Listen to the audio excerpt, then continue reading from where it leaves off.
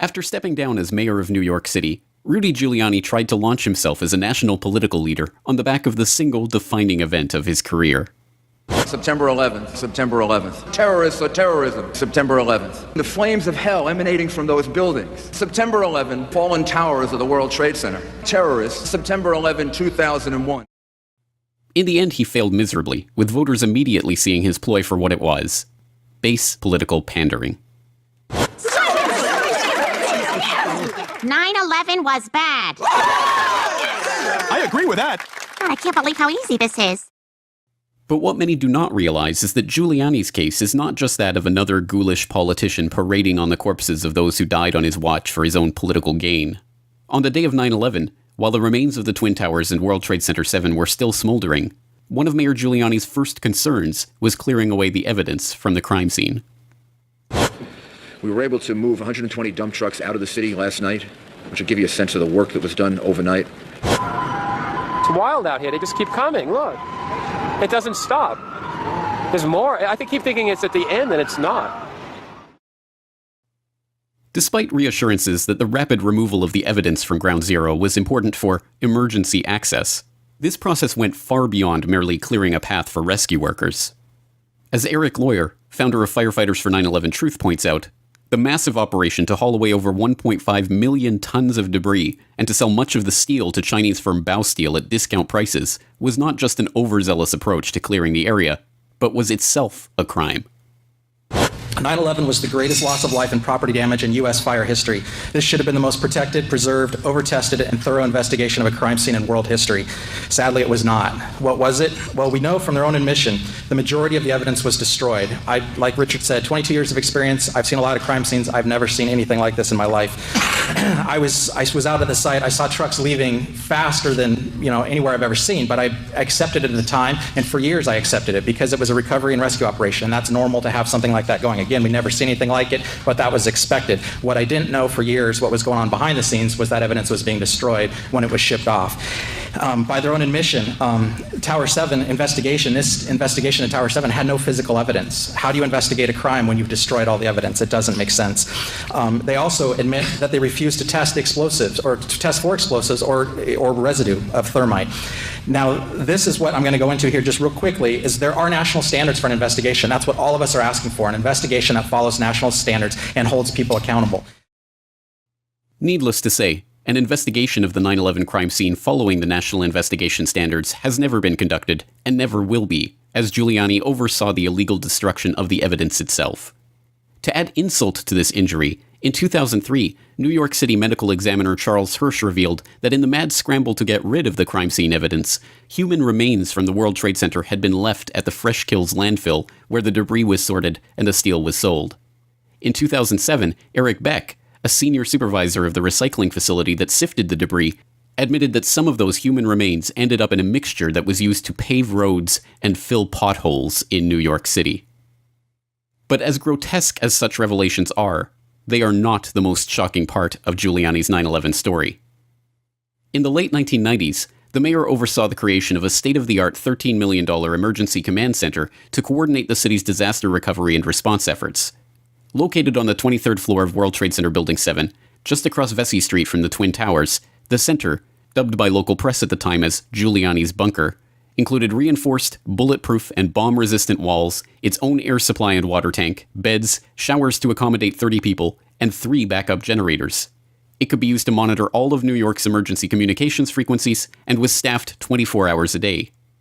And yet, remarkably, on the morning of 9/11, neither Mayor Giuliani nor any other city personnel or police or fire department officials were in the bunker after the Twin Tower strikes. As I told you guys before, it was very funny. I was on my way to work, and traffic was excellent. I received a call that a small Cessna had hit the World Trade Center, and I was asked to go and man the Office of Emergency Management. Upon arriving into the OEM EOC, we noticed that everybody was gone. I saw coffee that was on the desk. Still, the smoke was still coming off the coffee. I saw half-eaten sandwiches. So why wasn't the mayor and the city's emergency personnel in the location that had been purpose-built for just such an event? According to Giuliani, they had been told to evacuate because they had been given a warning that the Twin Towers were going to collapse. A warning that was evidently not passed on to any of the emergency personnel that were still working in the buildings. I went down to the scene and we set up headquarters at 75 Barclay Street, which was right there with the police commissioner, the fire commissioner, the head of emergency management. And we were operating out of there when we were told that the World Trade Center was going to collapse.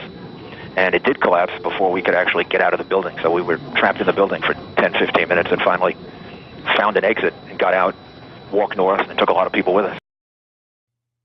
Giuliani, in his own words, has admitted that he was warned that the World Trade Center was going to collapse. This despite the fact that there was no possible way for this to be predicted in the first hour of the unfolding disaster. Even more incredibly, despite being given this warning, no effort was made to pass it on to the police, firefighters, and other responders who were still working in and around the buildings. When precisely was this warning given, and by whom? Why, despite acting on this warning himself, did Giuliani make no effort to pass the warning on to others?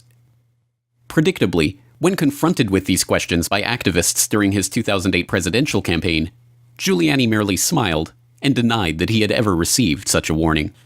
You reported to Peter Jennings that on 9/11 that the World Trade, the towers were going to collapse, and excuse me, no steel structure in history has ever collapsed due to a fire.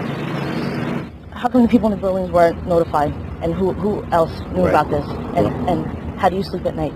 Ma'am, I didn't know that the towers were going to collapse. You reported to Peter Jennings. No. You said on Peter Jennings on ABC video, you indeed said that the towers, you were notified the towers were going to collapse while you were in some, not sure exactly where you were prior to, but you said it on ABC video with Peter Jennings in an interview that you were aware that the towers were going to collapse in advance. We'd like to know who told you the towers were going to collapse in advance, sir, and also we'd like to know who else you told. Well, the fact is that I didn't realize the towers would collapse. I never realized that. So where was the mayor on 9/11? On Pier 92, which was already set up as a functional command center due to a full-scale emergency drill by FEMA that, by a remarkable coincidence, had been scheduled for the following day. And we selected Pier 92 as our command center. And the reason Pier 92 was selected as the command center was because on the next day, on September 12th, Pier 92 was going to have a drill.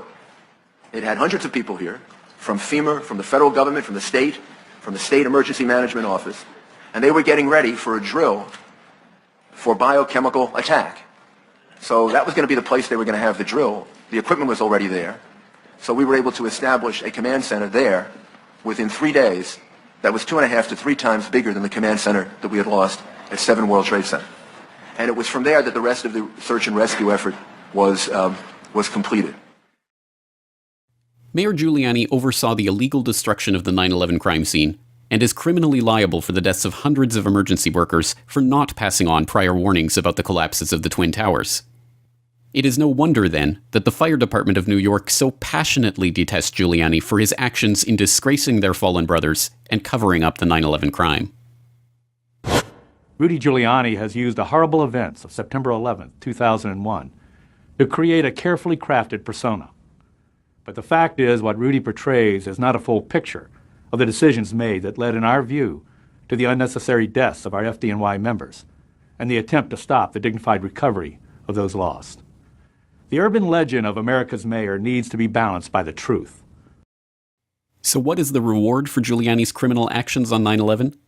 An offer to become the head of the Department of Homeland Security in the event of a Trump presidency, of course. This is the state of American politics, and this is precisely why a true investigation of what happened on 9/11 never has, and never will, be conducted by the U.S. government itself. I can tell you that there was no credible intelligence. I know the guy that went into his broker in San Diego and said, "Cash me out, it's going down tomorrow." You're listening to The Corbett Report.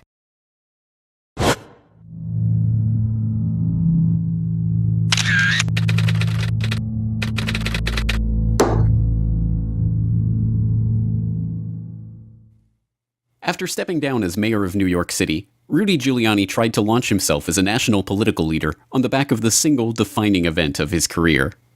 September 11th, September 11th. Terrorists or terrorism, September 11th. The flames of hell emanating from those buildings. September 11, fallen towers of the World Trade Center. Terrorists, September 11, 2001. In the end, he failed miserably, with voters immediately seeing his ploy for what it was: base political pandering. 9/11 was bad. I agree with that. I can't believe how easy this is. But what many do not realize is that Giuliani's case is not just that of another ghoulish politician parading on the corpses of those who died on his watch for his own political gain.